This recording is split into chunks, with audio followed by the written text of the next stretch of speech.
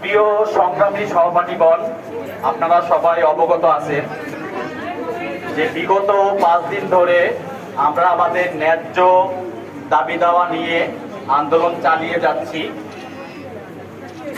বিগত দিনগুলোর তুলনায় আজকে আমাদের আন্দোলন আমি মনে করি আরো সফল। আমরা সবাই একত্রিত হতে পেরেছি, এটাই আমাদের সবচেয়ে বড় সফলতা।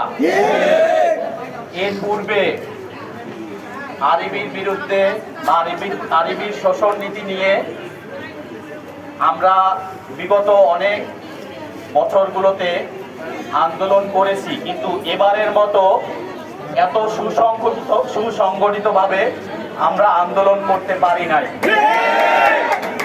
এই জন্য আমি আমার সংগ্রামী সহপাঠীগণের সকলের প্রতি আন্তরিক কৃতজ্ঞতা প্রকাশ করছি যে আপনারা সবাই আমাদের সাথে আছেন।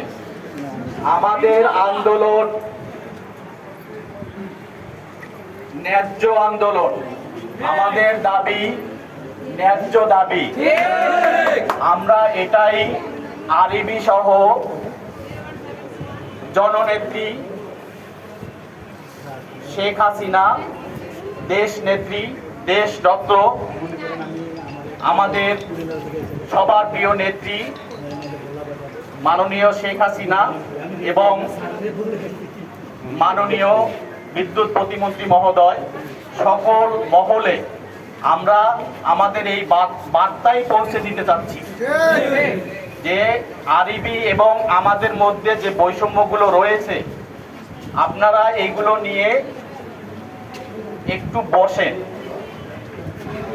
যদি আমরা এগুলো নিয়ে বসি তাহলে আরবি এবং আমাদের ভিতরে যে বৈষম্যগুলো আছে আমরা যেগুলো তুলে ধরেছি এগুলো আমাদের যৌক্তিক কিনা, যদি যৌক্তিক হয় তাহলে আপনারা আমাদের অভিভাবক হিসাবে আমাদের দাবিগুলো বিবেচনা করুন, আর যদি অযৌক্তিক হয় তাহলে আপনারা যদি বলেন যে না আপনাদের দাবিগুলো অযৌক্তিক, এই বিবেচনায় যদি অযৌক্তিকের পক্ষে কোনো শক্তিশালী দিক থাকে, যুক্তি থাকে, তাহলে আমরা সেগুলো সবাই মাথা পেতে নিব।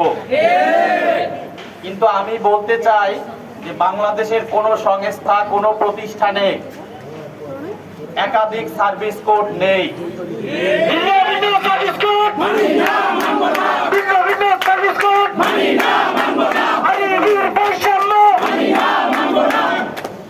শুধুমাত্র পল্লী বিদ্যুতায়ন বোর্ডে এবং পল্লী বিদ্যুতায়ন বোর্ডের আওতাধীন সমিতি সমূহে ভিন্ন ভিন্ন সার্ভিস কোড রয়েছে।